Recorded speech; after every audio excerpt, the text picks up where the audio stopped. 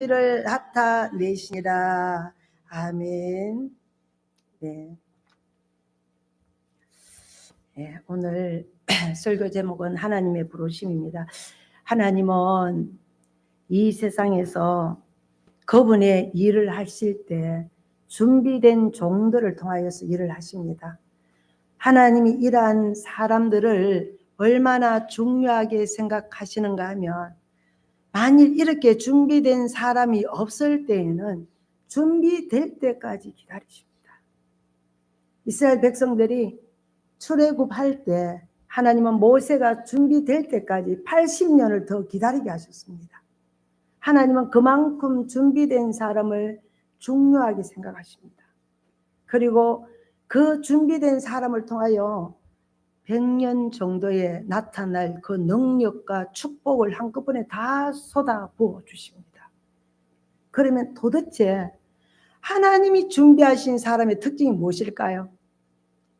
그 첫 번째는 자기 자신이라는 것이 없어져야 합니다.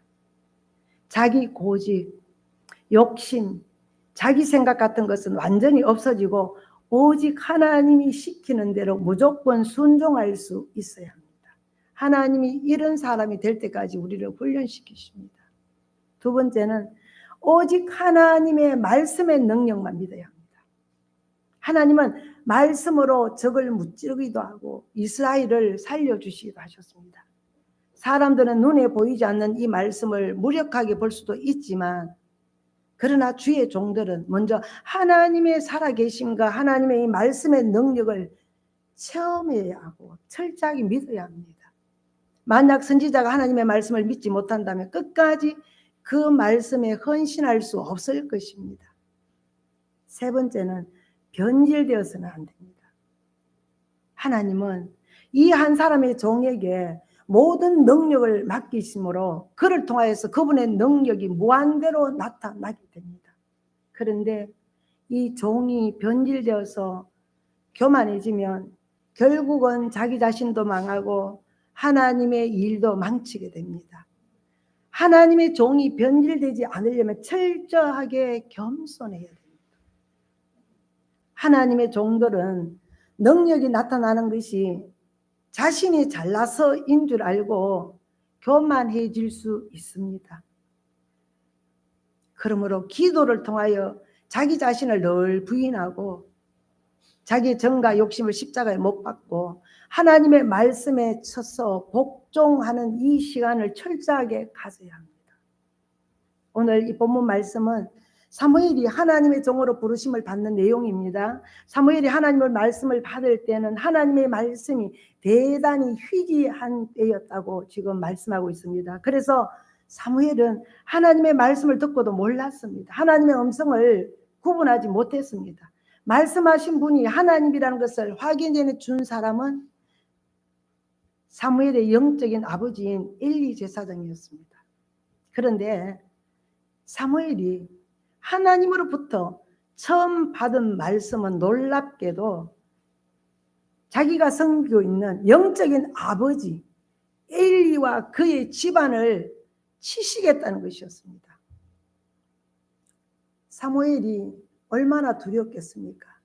두려웠지만 결국 그 말씀을 엘리에게 전하게 됩니다. 우리가 이것을 통하여 하나님은 준비된 사람을 통하여서 말씀하시는 것을 알 수 있습니다. 또한 성전부터 하나님 앞에서 정결하게 되어야 한다는 것을 또 깨닫게 합니다. 사무엘이 하나님의 이 부르심을 받았을 때에는 세상이 정말 대단히 어두웠습니다. 지금도 우리가 참 세상 어둡다, 누구를 믿을까, 믿을 사람이 없다, 그리고 사람들이 다 미쳐 돌아가는 것 같다, 이렇게 얘기를 하고 있습니다.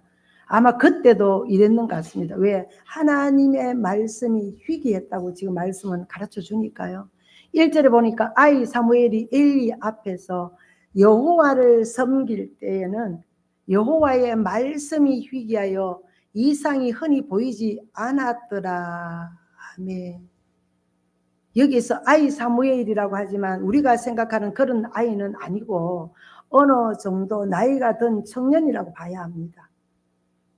그럼에도 불구하고는 이스라엘 안에서 공식적인 직책이 전혀 없는 이런 상태의 평신도였음을 알 수 있습니다.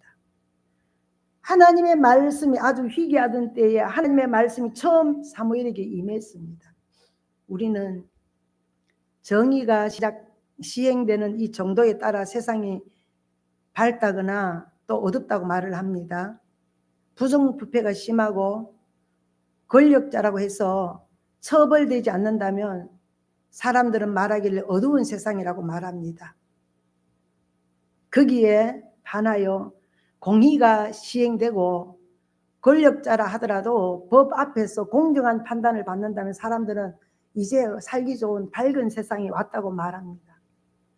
사람들이 이런 말을 하는 배후에는 어두운 세상은 하나님이 반드시 심판하시고 밝은 세상은 하나님이 지켜주신다는 이 믿음이 깔려 있습니다.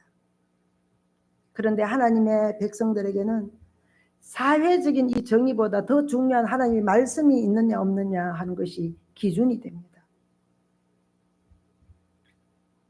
우리가 말씀이 또 있어야 되지만 말씀이 놓고서는 끝나면 안 됩니다. 내 말로 우리에게 다가와서 그 말씀이 살아 역사하는 움직이는 그런 우리를 인도하는 우리 인생을 인도하는 그런 말씀이 되어야 됩니다. 왜냐하면 하나님의 백성들에게는 말씀이 모든 것의 기초가 되기 때문입니다. 아무리 믿음이 좋은 하나님의 백성도 하나님의 말씀이 없으면 미신하든지 이 잘못된 관행의 지배를 받게 됩니다. 그러면 마치 독약을 마신 것처럼 힘없이 비틀거리고 거짓말에 종노릇하게 되는 것입니다. 거기에 비하여 하나님의 진리가 환하게 선포되면 일단 미신과 두려움이 다 사라지게 됩니다. 그런데 지금 우리가 생각할 때 얼마나 지금 점을 치는 사람들인가, 또 젊은 사람들이 보는 그런 어떤 미신적인 것들이 또 있더라고요. 그것이 지금 아주 만행되고 지금 그것이 좀 전반적으로 지금 퍼져 있잖아요. 그래서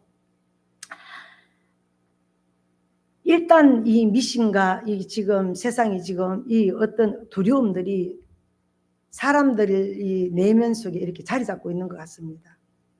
하나님과 그 백성들 사이를 가로막는 이 죄가 없어져야 되는데 그래야 하나님을 믿는 하나님의 사람들이 하나님 앞에 담대하게 나가서 기도를 할 수 있게 됩니다.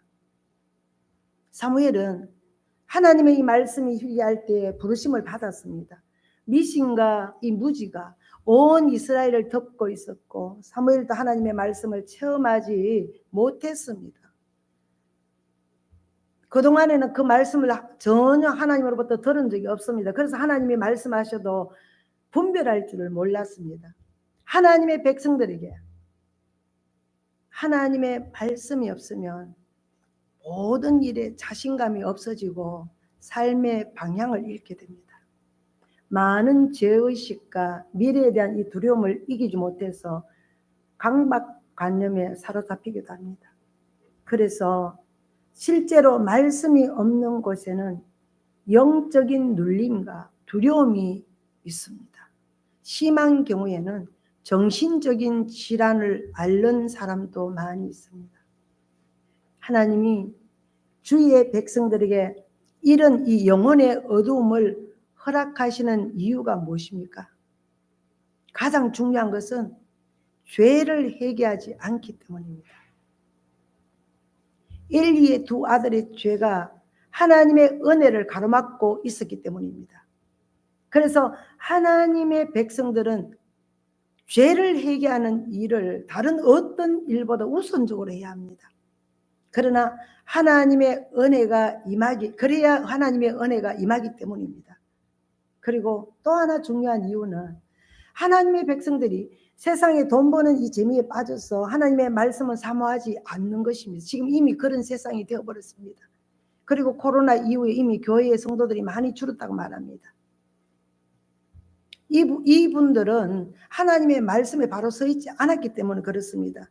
하나님의 말씀이 있다면 절대 교회를 떠날 수 없습니다.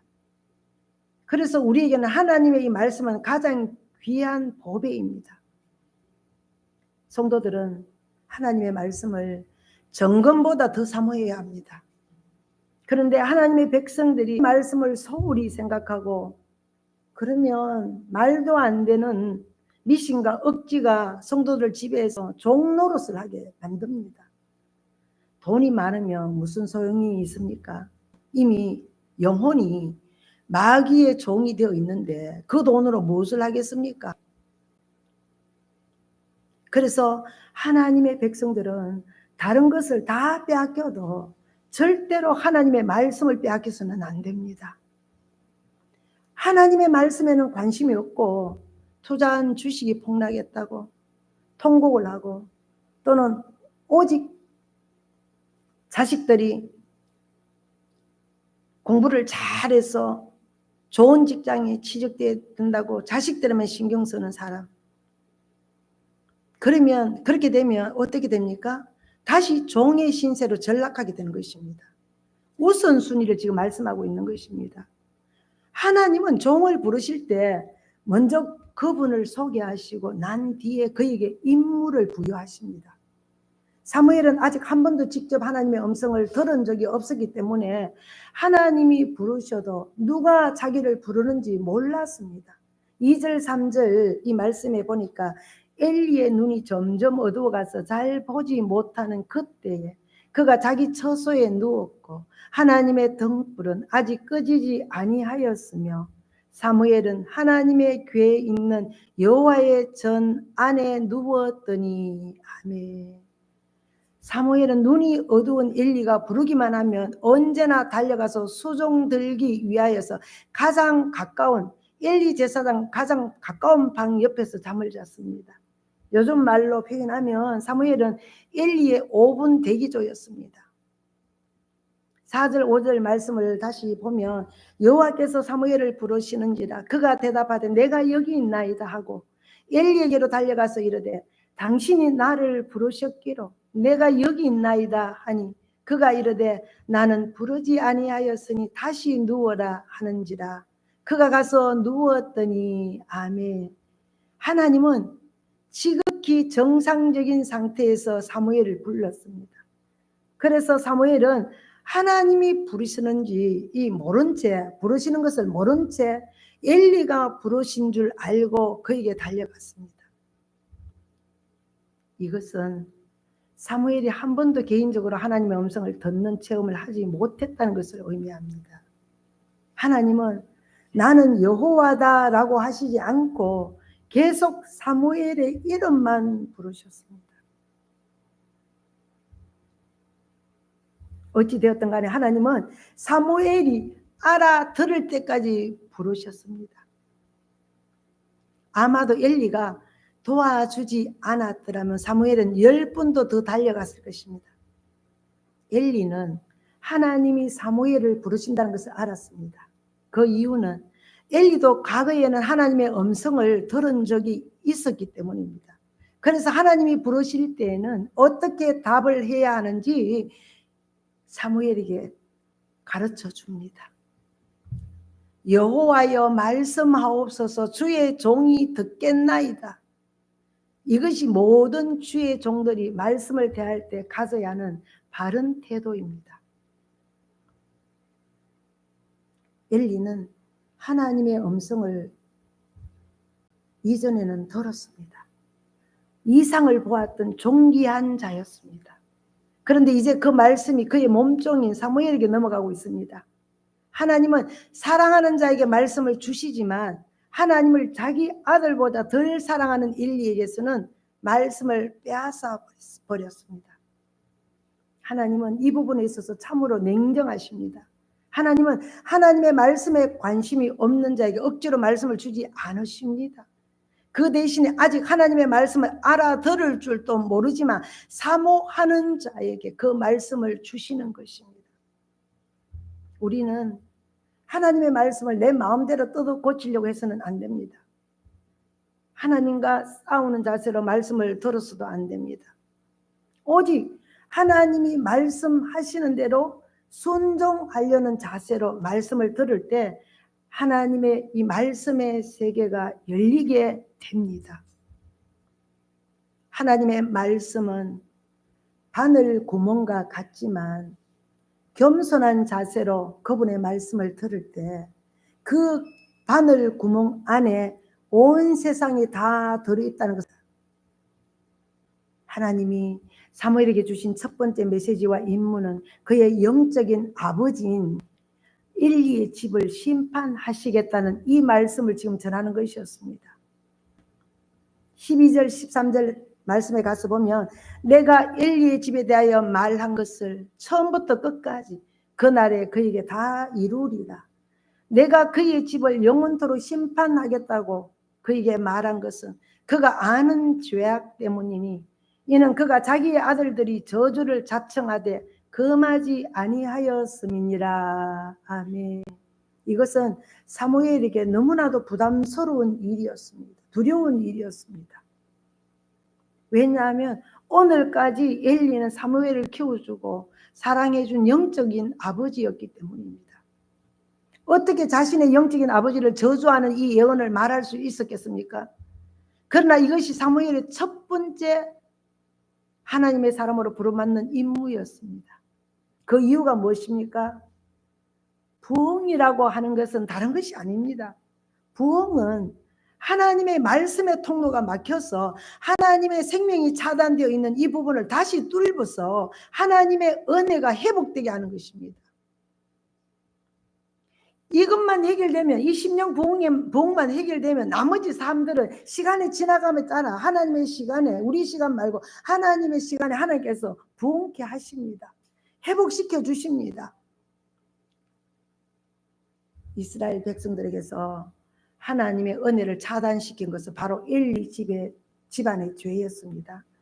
그들이 성령을 해방한 죄로 인해서 하나님의 역사가 막혀버렸잖아요. 한번 생각해 보시길 바랍니다.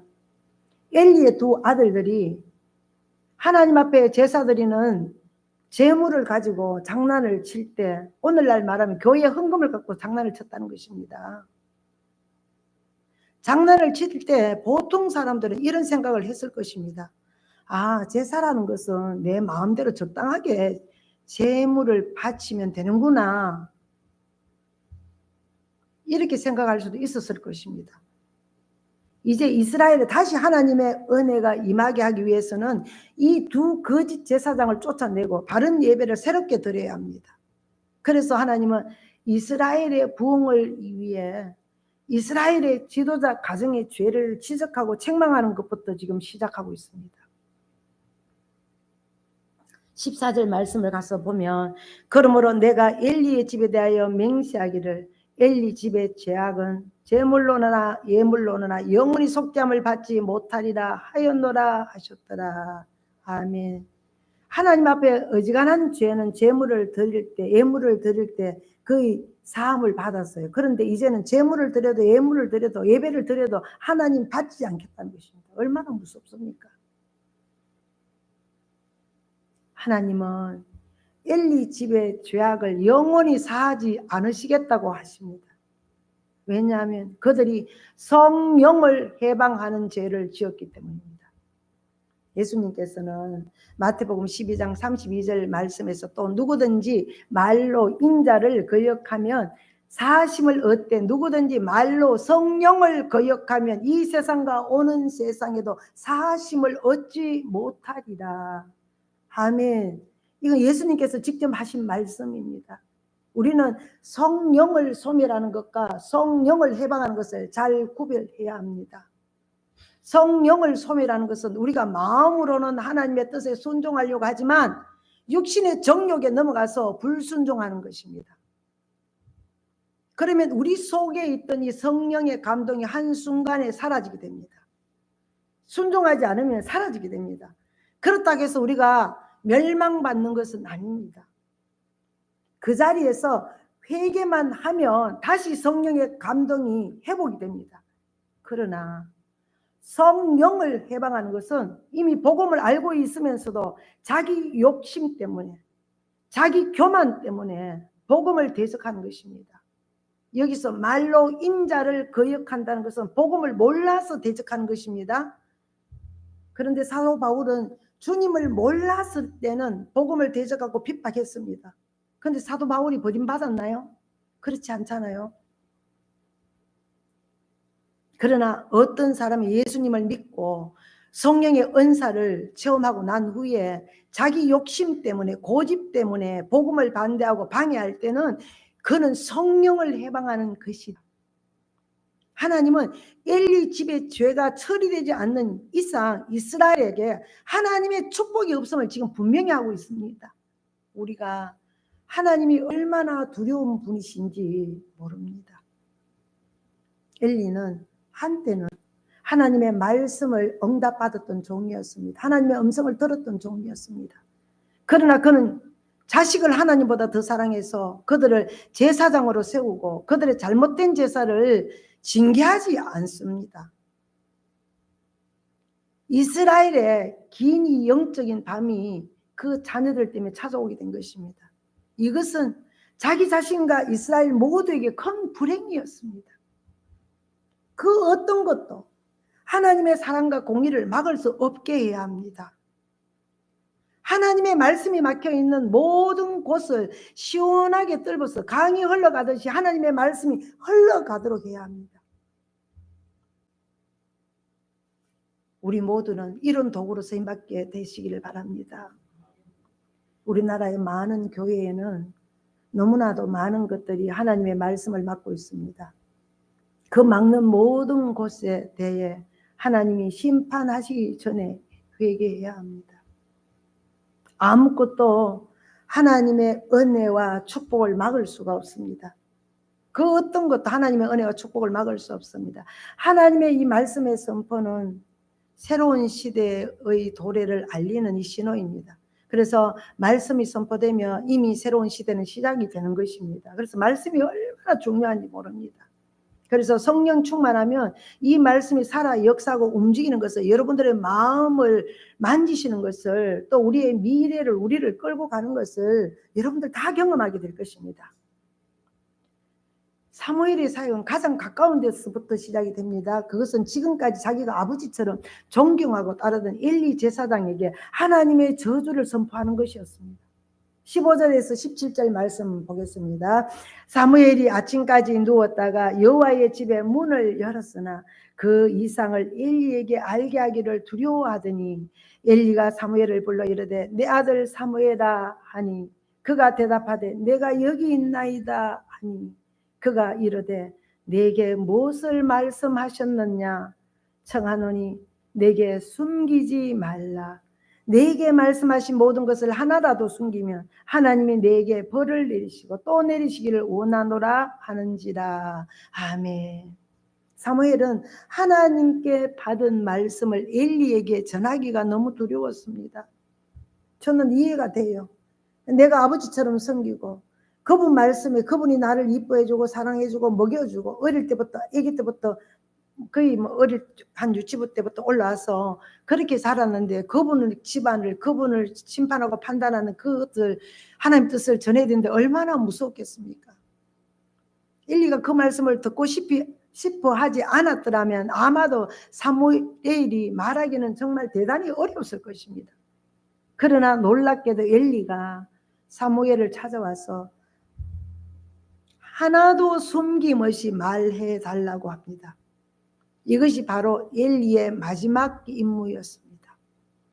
하나님이 그를 치는 말씀을 사무엘로부터 듣는 것이 그의 마지막 사명이었습니다. 때때로 우리가 먼저 찾아가서 말하기를 정말로 대단히 어려울 때가 있습니다. 그런데 놀랍게도 상대가 찾아와서 그 이야기를 해달라고 우길 때는 하나님이 우리의 연약함을 도와주시는 것입니다. 예. 주님은 제자들에게 법정에서 주님으로 인하여 심문을 당할 때 말할 것 때문에 너희들이 두려워하지 말라고 하셨습니다. 성령님이 대답할 말씀을 너희에게 친히 주실 것이기 때문이다 라고 했습니다. 우리가 온 세상을 돌아다니면서 복음을 전하고 또 설교는 할 수 없지만 만일 다른 사람들이 우리를 찾아와서 우리의 신앙에 대하여 하나님 대해서, 예수님 대해서, 성령님에 대해서, 성경에 대해서 질문을 할 때는 하나님이 시키는 것이면 우리를 통하여 성령님이 분명히 말씀하실 것입니다. 네. 여기서 성령님이 말씀하신다는 것은 각 사람의 마음에 복음이 옳다는 이 찔림을 주시는 것을 말씀합니다. 물론 그런 찔림을 받는 사람들이 다 예수를 잘 믿는 것은 아닙니다. 그 중에서는 이를 갈면서 저주를 하는 사람도 있습니다. 그러나 오히려 그렇게 하는 것이 진리가 옳다는 걸 내는 것입니다. 예. 그런데 놀라운 것은 사무엘이 하는 이 무서운 저주의 말을 듣고도 엘리는 별로 놀라지 않는 것입니다. 저는 이런 말씀을 들으면 그냥 제 몸이 진동하고 떨려서 밥을 먹을 수 없을 것 같아요. 그런데 엘리 제사장이 영적인 눈이 정말 너무 많이 어두워진 것 같습니다. 네, 놀라지 않습니다. 18절 말씀을 보겠습니다.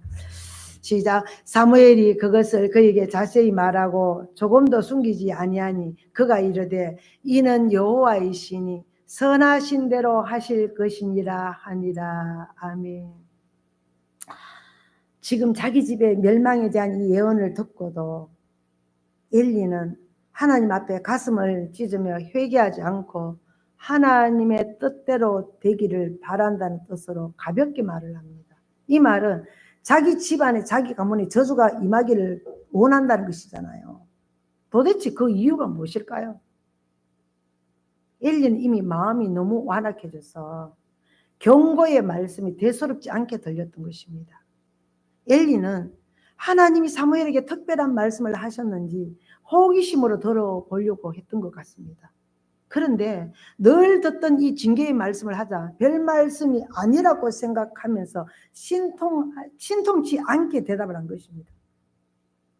그런데 성경의 한 인물을 보겠습니다. 다윗 같은 경우에는 나단 선지자가 자기를 찾아와서 책망할 때 거꾸러졌는데 엘리는 그렇게 하지 않았습니다.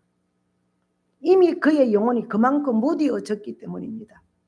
사람들은 하나님의 말씀을 들을 때 늘 듣던 말씀이라고 하면서 소홀히 하는 경우가 참 많습니다. 반복적으로 말씀을 선포할 때는 아는 건데 그냥 느낌으로 경험으로 그냥 듣습니다. 그런데 성령님은요, 어제 들었던 말씀을 오늘 우리가 듣게 되면 성령의 역사가 다르다는 것을 여러분들 아셔야 됩니다. 어제는 말씀 안 하셨지만 오늘 그 말씀 속에 하나님께서 나에게 말씀하실 수 있다는 것입니다. 그래서 우리가 말씀에는 늘 귀를 기울여야 됩니다. 그런데 우리는 어떻습니까? 소홀히 하는 경우가 많습니다. 새롭게 번쩍번쩍하는 말씀을 들으려고 해야 되는데 늘 듣던 말씀이면 건질 것이 별로 없다고 아예 생각해버리고 심각하고 받아들이지 않습니다. 그러나 하나님의 말씀은 늘 듣던 말씀이라고 해서 덜 중요한 것이 하나도 없습니다. 하나님이 같은 말씀을 하시는 이유는 아직도 우리에게, 우리 개인에게 만약 그런다면 계속 기도하는데 계속 그 말씀을 자꾸 하나님께서 생각나게 하신다. 그 말씀은 아직도 그 문제가 해결되지 않았다는 것입니다.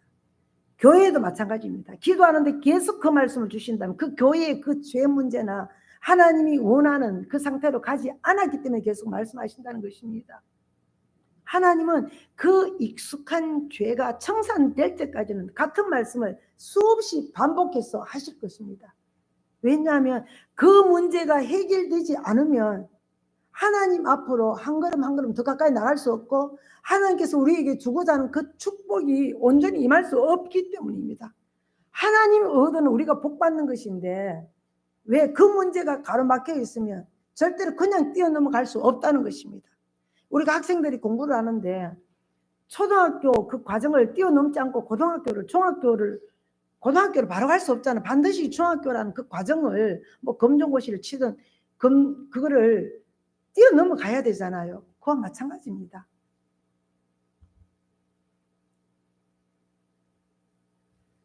또 다른 하나는 엘리는 이미 자식들의 힘을 이길 수 없음을 알고 자포자기하는 심정에서 그렇게 받아들였을 가능성도 있습니다. 제가 그 마태복음 말씀 강의 다음 주에도 그 말씀 나오지만 우리가 자녀들이 자라가잖아요.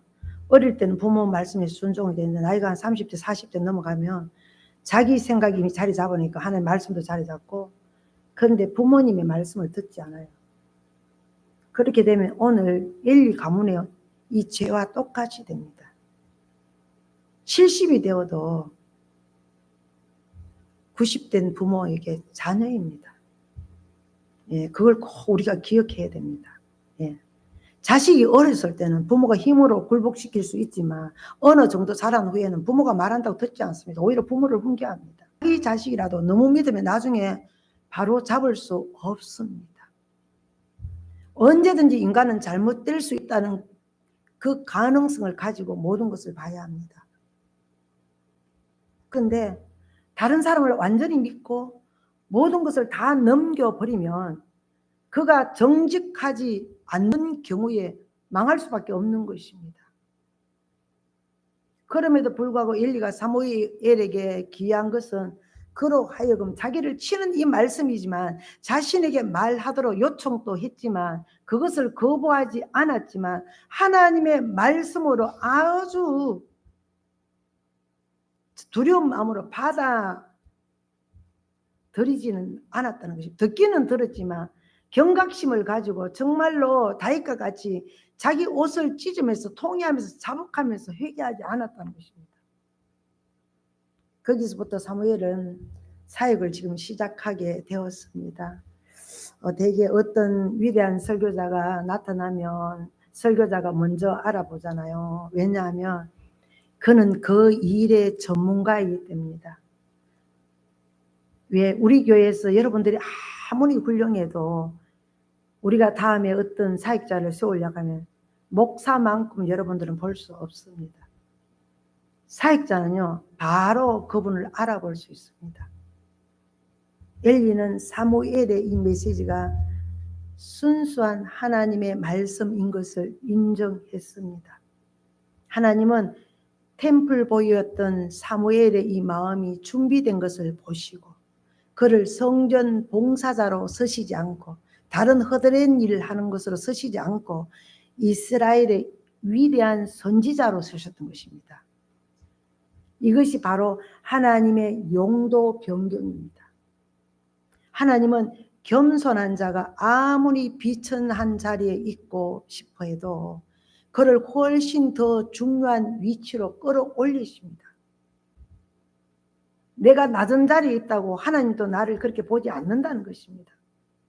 어떤 사람은 자신이 집사로 사용되기를 원했지만 하나님이 그를 설교자로 불러서 사용하시기도 하십니다. 빌립과 스데반 같은 사람들은 집사로 뽑혔던 사람들인데 성령이 그들에게 임하시니까 복음 전도자가 되었고 탁월한 설교 사역을 감당했습니다. 집사였지만 설교 사역을 감당했습니다. 19절 20절 말씀 보겠습니다. 시작. 사무엘이 자라매 여호와께서 그와 함께 계셔서 그의 말이 하나도 땅에 떨어지지 않게 하시니 단에서부터 보엘세바까지의 온 이스라엘이 사무엘은 여호와의 선지자로 세우심을 입은 줄을 알았더라. 아멘. 사무엘의 소문은 온 이스라엘에 퍼져가기 시작했습니다. 그 이유는 등불은 비추게 되어 있기 때문입니다. 특히 어두운 때일수록 하나님의 말씀은 더 환하게 온 세상을 비추어지게 되어 있습니다. 빛은 자기 자신을 선전할 필요가 전혀 없습니다. 내 속에 성령님이 충만하면, 성령 충만한 역사가 있으면, 빛이 있으면 어둠이 없잖아, 그죠? 그러면 내가 성령 충만하다, 나는 하나님의 사람이다, 이렇게 말할 필요가 없다는 것입니다. 진정으로 거듭난 하나님의 백성들은 목자의 음성을 알아듣게 되어 있기 때문입니다. 예. 여기서 그의 말이 하나도 땅에 떨어지지 않게 하시니 라는 말씀은 사무엘이 말하는 것은 틀림없는 하나님의 말씀이었고 하나님이 그에게 모두 다 성취시켜 주셨다는 이 뜻입니다. 이것은 너무나도 놀라운 일입니다. 우리가 하나님의 말씀에 헌신을 하면 하나님이 우리를 그의 대리자로 인정해 주시는 것이잖아요. 그의 대리자로 인정해 주시는 것입니다. 그래서 우리의 말이 부족해도 이루어지게 하시고 모든 부족한 것들까지도 하나님이 다 채워주시는 것입니다. 그런데 거기까지 우리가 다듬어지는데 그게 문제가 있는 것이죠. 그죠? 그래서 다른 사람들이 이 사람은 하나님이 쓰시는 종이 틀림없다는 이 확신을 가지고 100% 신뢰하게 하시는 것입니다. 사무엘이 모든 것을 다 아는 것은 아니잖아요. 그가 이것은 하나님의 뜻이다 혹은 아니다 라고 분별해 주면 하나님께서 모든 것을 다 이루어 주셨다는 이 뜻입니다. 참으로 황송한 것은 우리가 하나님을 섬겨 드려야 하는데 하나님이 그분의 말씀에 순종하는 종들을 일일이 따라다니면서 이것이 모든 것을 성취시켜 주신다는 이 뜻입니다. 그러므로 우리가 전심전력을 다해 하나님의 말씀에 헌신하기만 하면 하나님께서 오늘 우리들에게 복음의 이 위대한 계절이 오게 하실 것입니다.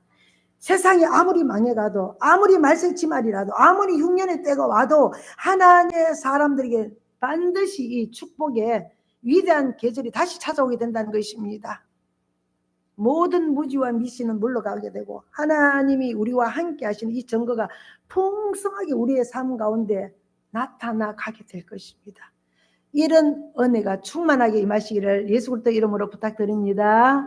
예, 기도드리겠습니다. 하나님 아버지 감사합니다. 하나님의 부르심에는 분명한 메시지가 있었습니다. 그리고 그 사람의 일생을 하나님께 드려지는가 말씀이 있는가 없는가를 보았고 순종하는가를 보았습니다.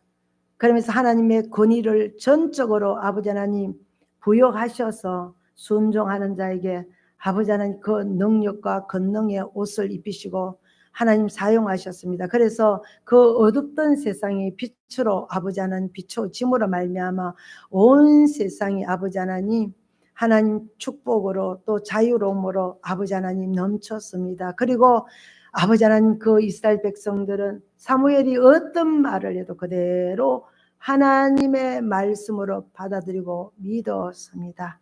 아버지 하나님 우리도 그런 사람이 되기를 원하지만 여전히 부족합니다. 연약합니다. 자주 넘어집니다. 성령님 더 강하게 붙들어 주셔서 이 말세지 말에 우리의 믿음을 지키고 아버지 나라부터 시작하여 가정을 지키고 이웃을 지키고 일가 친척들을 지킬 수 있는 믿음의 사람들이 다 될 수 있도록 은혜를 베풀어 주시옵소서. 예수님의 이름으로 기도드립니다. 아멘.